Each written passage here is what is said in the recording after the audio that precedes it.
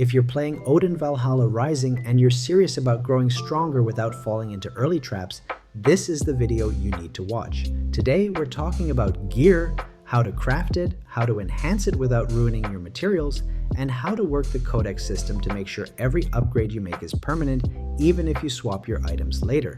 Let's dive straight in.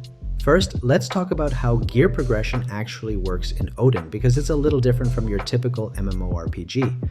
Early on, you'll get a lot of drops just by following your main quests. Most of it will be basic stuff, common and uncommon grades, and here's the first big rule.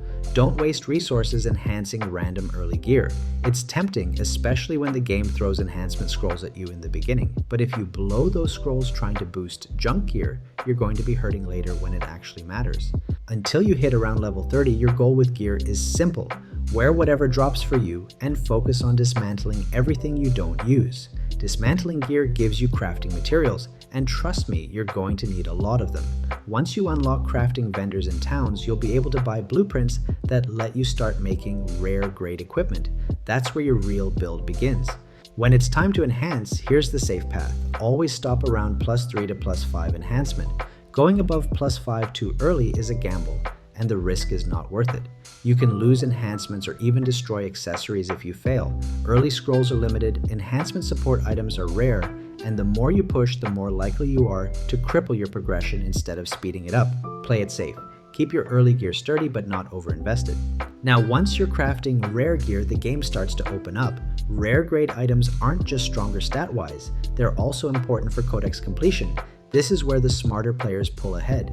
Every piece of gear you equip at least once gets registered into your Codex, permanently increasing your stats no matter what you equip afterward.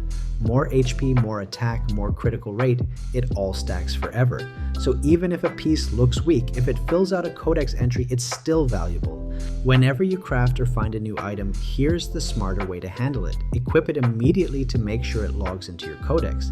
If it improves your build, great, keep it and enhance it carefully.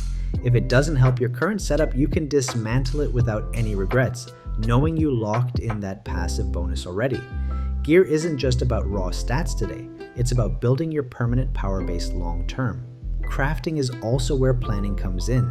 Before you rush to build anything, always preview your available crafting trees. Odin lets you see which higher tier recipes you're unlocking as you collect materials and blueprints. That way, you avoid wasting precious resources on upgrades you're just going to replace 5 levels later.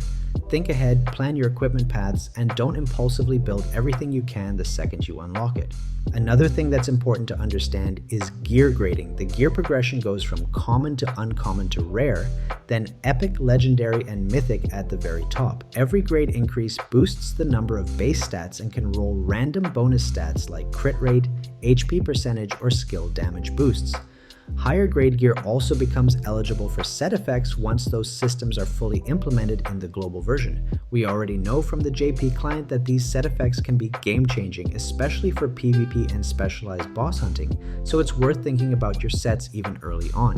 When it comes to enhancing gear beyond rare quality, timing is everything. Use your best enhancement materials and scrolls only on equipment you know you're going to keep for a long time. If you're not sure, don't push it. +3 or +5 is fine for gear you'll replace.